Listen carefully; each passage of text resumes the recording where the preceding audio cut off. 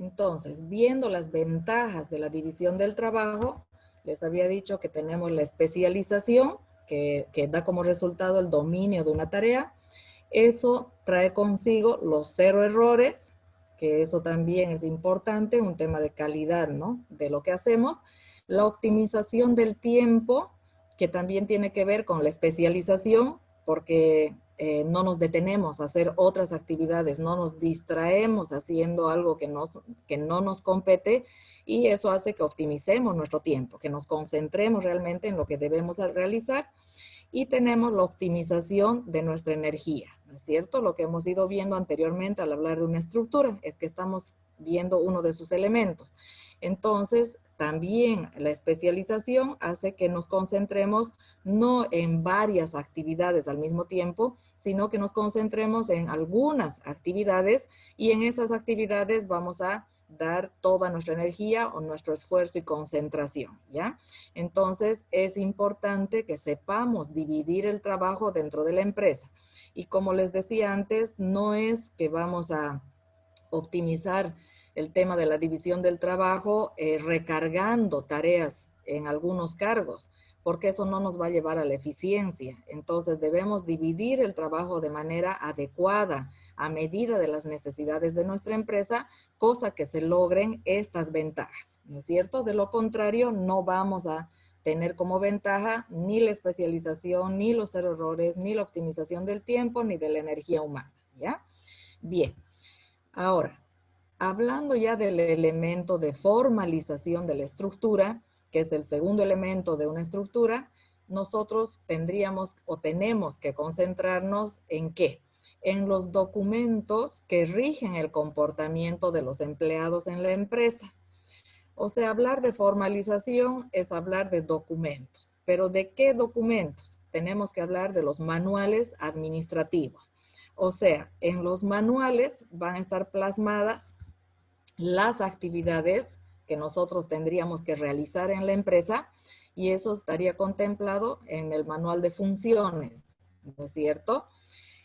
También en los manuales están los procedimientos que nosotros tendríamos que realizar en la empresa, y como están por escrito, entonces nosotros no tendríamos que confundirnos ni cometer errores. Entonces trabajaríamos de manera ordenada también, ¿no es cierto? También existen en las empresas un manual de políticas y normas, que también se lo denomina reglamento interno, donde están las reglas, las normas, las políticas que rigen en la empresa, ¿no? Entonces también eso hace que actuemos de manera ordenada, pues, ¿no? Sin infringir reglas, ¿no? También puede contar la empresa con un manual del empleado, que es un documento que contiene información general de la empresa. O sea, cuál es la misión, cuál es la visión, qué objetivos tiene la empresa a largo plazo, a qué se dedica la empresa, qué, no sé, pues qué fechas importantes se tienen en la empresa. Entonces, es información que todos tendríamos que conocer sobre la empresa donde estamos trabajando para identificarnos más con dicha empresa. También existe un manual del especialista, que es para cargos que demandan, ¿no?, cierta especialización, o cargos de staff, por ejemplo, en la empresa. Entonces se crea un documento donde están las funciones, ¿no?, que se realizan en esos cargos. Y se tiene un documento, también puede tenerse un documento llamado el manual del propósito múltiple, que este manual es más apropiado para pequeñas y medianas empresas. En las pequeñas y medianas empresas no es necesario crear, ¿no?, un manual de funciones y aparte un manual de procedimientos y aparte un manual de políticas y normas. En las empresas pequeñas y medianas a veces es necesario nada más un solo documento donde esté el manual o donde estén las funciones de los distintos cargos, estén los procedimientos más importantes de la empresa, estén las normas, las reglas de la empresa. Entonces es como que todo en uno, ¿no? Pero eso es posible solo cuando la empresa tiene pocas actividades, pues, ¿no? O es una empresa pequeña o es una empresa mediana. Ya si es una empresa más grande, entonces sí conviene tener por separado estos manuales, ¿ya? Entonces, hablando de la estructura organizacional, también debemos pensar en estos documentos, diseñar, crear, analizar, estudiar, actualizar, reformular estos documentos en la empresa. ¿Por qué? Porque son los documentos que nos van a orientar sobre qué es lo que debemos hacer y lo van a hacer de manera formal. Ustedes saben que las palabras se las lleva el viento, ¿no es cierto? Entonces, a mí que me diga mi jefe, tienes que hacer esto, pero si no me lo ha dicho por escrito, puede ser que me olvide. Pero si ya hay un documento escrito, entonces ya es formal, ¿no? Lo que me está comunicando mi jefe y por ende tengo menos probabilidad de olvidarme o de confundirme o de equivocarme, ¿es cierto? Entonces, por eso también cuando se habla de orden dentro de la empresa, hablamos de los manuales, ¿ya? ¿Qué objetivos? A grosso modo, vamos a ver un poquito los objetivos de los manuales, porque ustedes, estoy segura, trabajan ustedes en algunas empresas y si ustedes preguntan si cuentan con estos documentos, muchas de ellas no tienen estos manuales. Y como no tienen, uno piensa que no son importantes, o sea, que no se necesitan en una empresa. O de pronto ustedes dicen, no, la empresa sí tiene manual de funciones y de procedimientos, pero no han sido actualizados. O sea, esos manuales han sido diseñados o creados el 2015, pero hasta la fecha no han sufrido ninguna actualización. Sin embargo, ya han habido modificaciones en las funciones que se realizan en la empresa, ya han habido cambios en los procedimientos que se realizan en la empresa, pero eso no está en el documento. Entonces, obviamente, ese documento ya es obsoleto, ¿no? Entonces, tendríamos nosotros que actualizar estos documentos para que realmente surtan efecto en cuanto al logro de objetivos con eficiencia. Entonces, ¿cuáles son los objetivos de los manuales? Uno de los objetivos es que ellos pretenden ser un medio de comunicación. Ustedes saben que la letra escrita prevalece, ¿no es cierto? Y yo puedo comunicar en base a un documento escrito.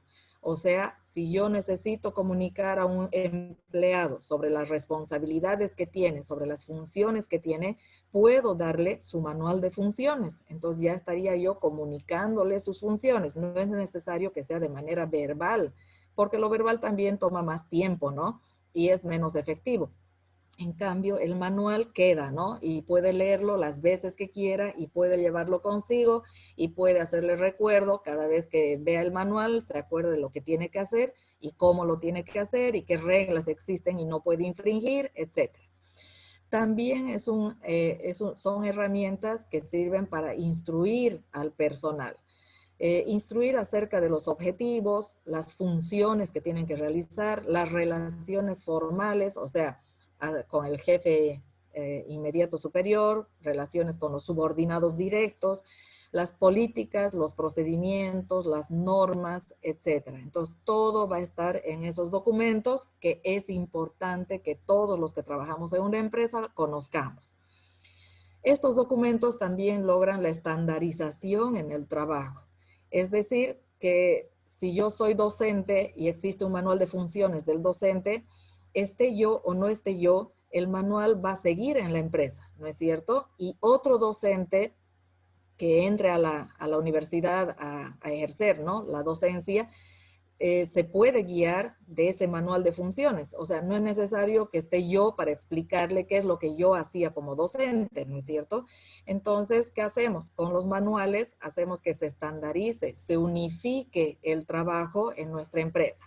Que todos los docentes o todas las personas que ocupen el cargo de docencia, por ejemplo, realicen las funciones que tienen que realizar, que están dichas en su manual de funciones.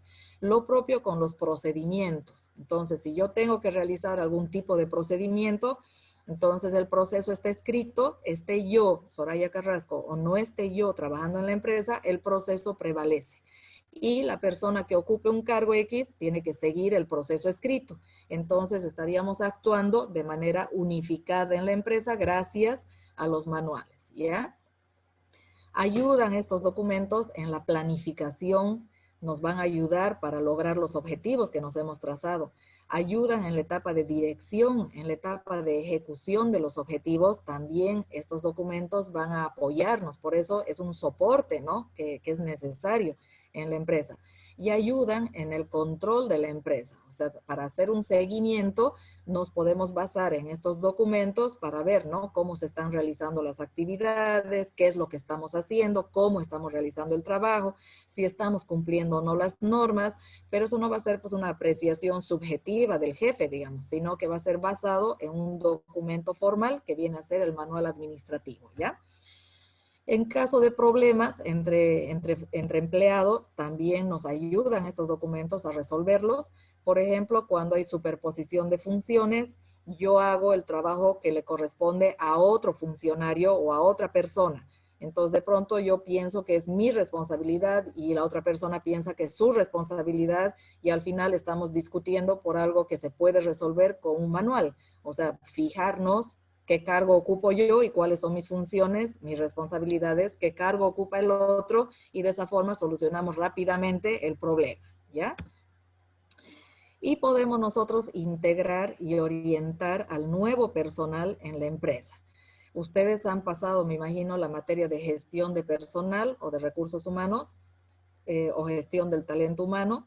Entonces vemos que una de las etapas de la gestión de personal es la integración y la etapa de orientación al nuevo personal.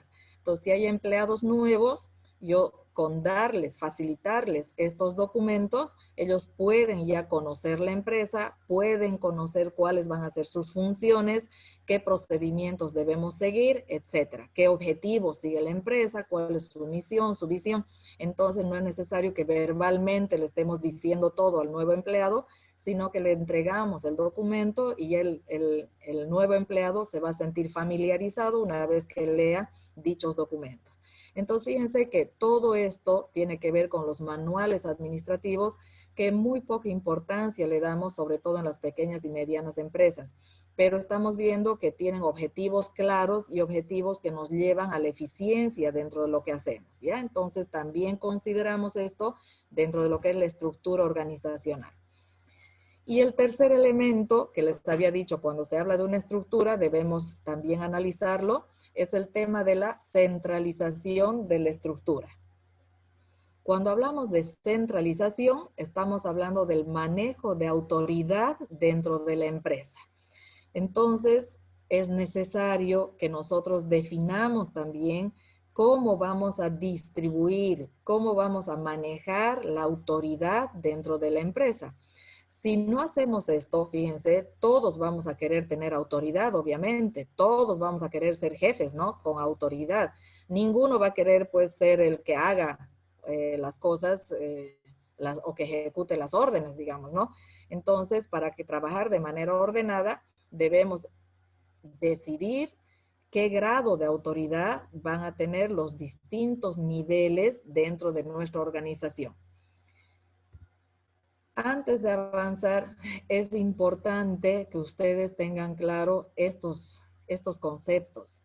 No es lo mismo hablar de autoridad que hablar de poder o hablar de liderazgo. O sea, la autoridad, el poder y el liderazgo son tres conceptos diferentes, son tres términos que significan algo diferente, ¿ya? Muchas veces a mis estudiantes les digo, ¿qué es autoridad? Y me dicen, la autoridad es el poder de... No, o sea, ya está mezclando conceptos. Entonces, es importante, repito, saber qué significa autoridad. Cuando hablamos de autoridad, estamos hablando de un derecho.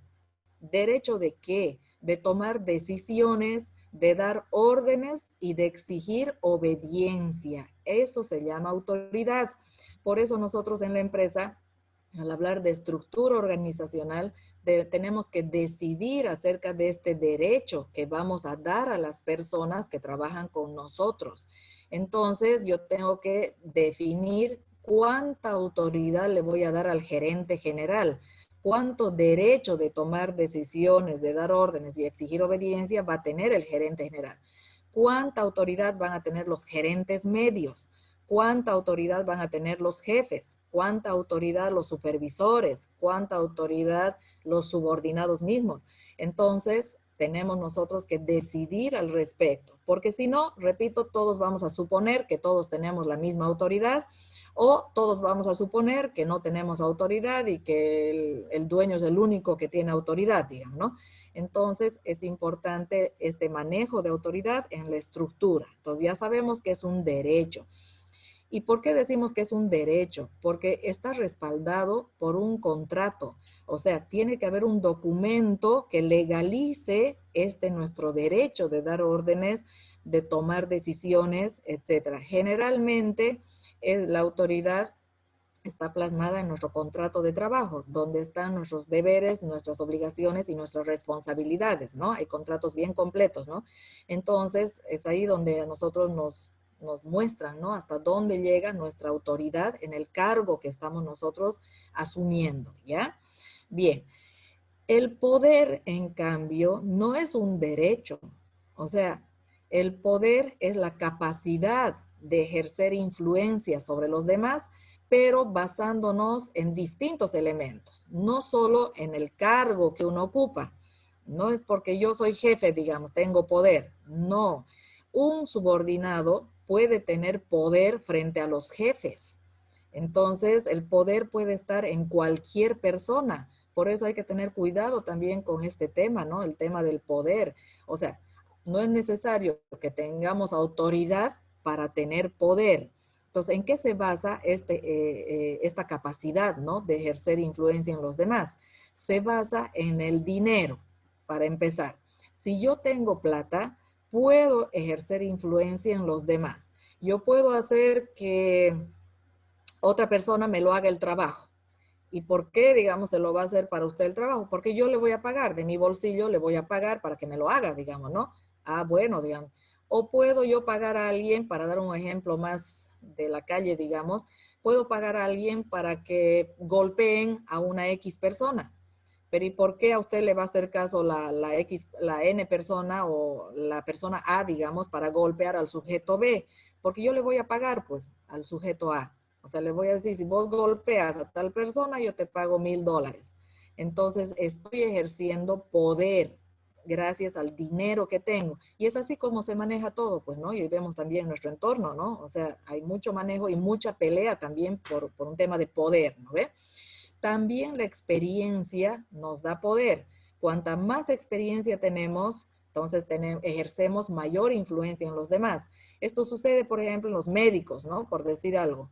Si hay un médico que recién se ha titulado frente a un médico que tiene 20 años de experiencia, obviamente, pues si el de 20 años de experiencia me dice usted tiene que ser intervenida, digamos, ¿no? Con una cirugía, y el médico nuevito, ¿no? Que recién se ha titulado, me dice, no, solo tiene que hacer un tratamiento con pastillas, con píldoras. Entonces voy a dejarme influir más por la experiencia del médico que tiene 15 años haciendo lo mismo. Entonces, de por sí, ¿no? O sea, de manera subjetiva uno dice, este sabe más. Entonces yo le hago caso al que tiene más experiencia. Otro tema de poder es el puesto que uno ocupa, que claro, muchas veces por ser jefes ejercemos poder también, ¿no? Y eso se muestra muchas veces cuando nos dan órdenes que no tienen nada que ver al caso. De pronto me dice mi jefe, mira Soraya, yo sé que tienes una movilidad, entonces recógemelo a mi hijo que va a salir del colegio a las 12 del mediodía, digamos, ¿no? En caso de que no hubiera la pandemia, obviamente, ¿no?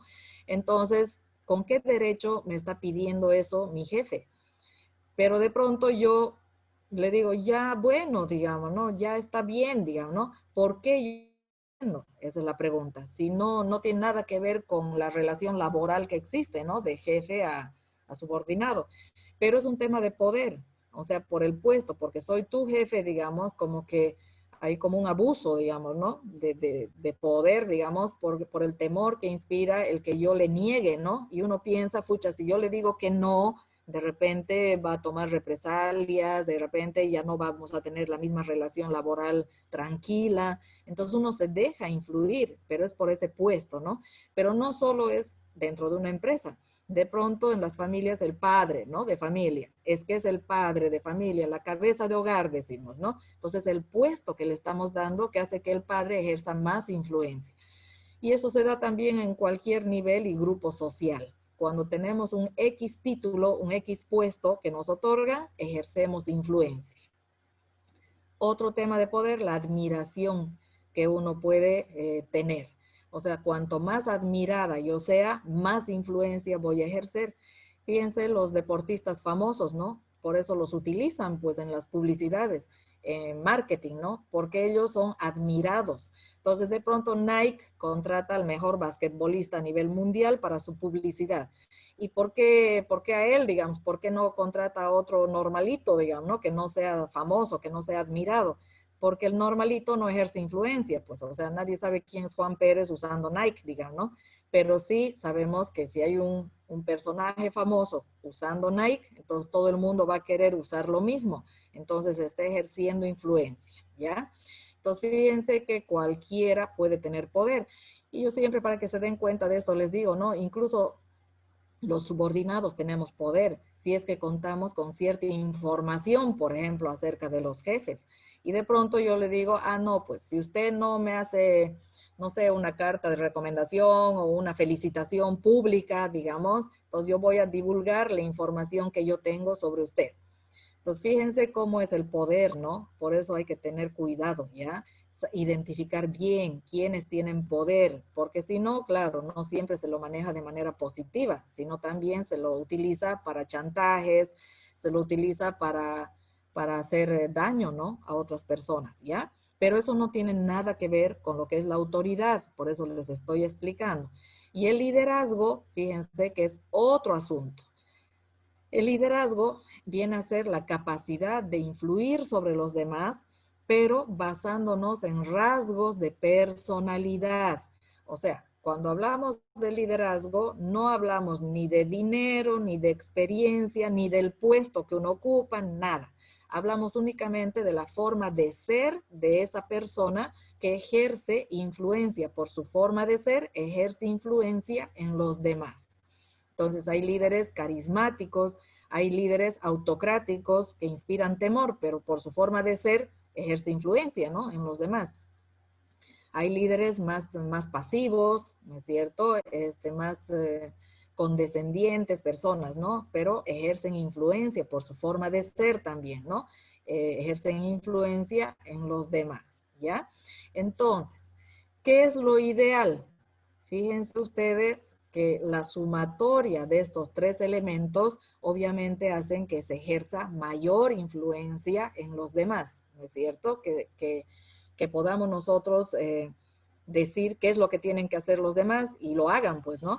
Es decir, el tener autoridad, por un lado, sumado a cierto tipo de poder, sumado a un liderazgo. Entonces es una persona que va a lograr pues objetivos, ¿no? Va a lograr que las personas hagan lo que él quiere que hagan, ¿no? Y va a lograr no solo por el cargo que ocupa, que le da el derecho, ¿no? Que le da autoridad, sino también por su forma de ser, que es lo ideal, ¿no? Que un jefe sea líder también, y también por el poder que pueda tener, ¿no es cierto? De pronto la experiencia o la admiración que tenga, entonces eso es lo ideal. Pero cuando hablamos de la estructura organizacional, solo hacemos el análisis de lo que es el manejo de la autoridad. O sea, no hablamos o no se analiza lo que es el poder cuando se habla de estructura, ni lo que es el liderazgo. Solo hablamos de lo que es el manejo de ese derecho, del diseño, ¿no? De ver cómo vamos a distribuir la autoridad dentro de nuestra empresa, ¿ya? Entonces la empresa debe decidir si tener un elevado grado de centralización de la autoridad o tener un bajo grado de centralización de la autoridad, que es lo mismo que una descentralización. El tener un elevado grado de centralización significa que la autoridad se va a concentrar en la cúspide de nuestra organización. Llámese dueño de la empresa, o llámese gerente general de la empresa, o llámese rector de la empresa, no sé, el nombre que tenga, el cargo más elevado de la empresa. Entonces la autoridad se va a concentrar en esa persona. Y obviamente va a ser esa persona la que tenga el derecho de tomar decisiones. Si no son todas las decisiones, casi todas, va a tener el derecho de dar órdenes y de exigir obediencia.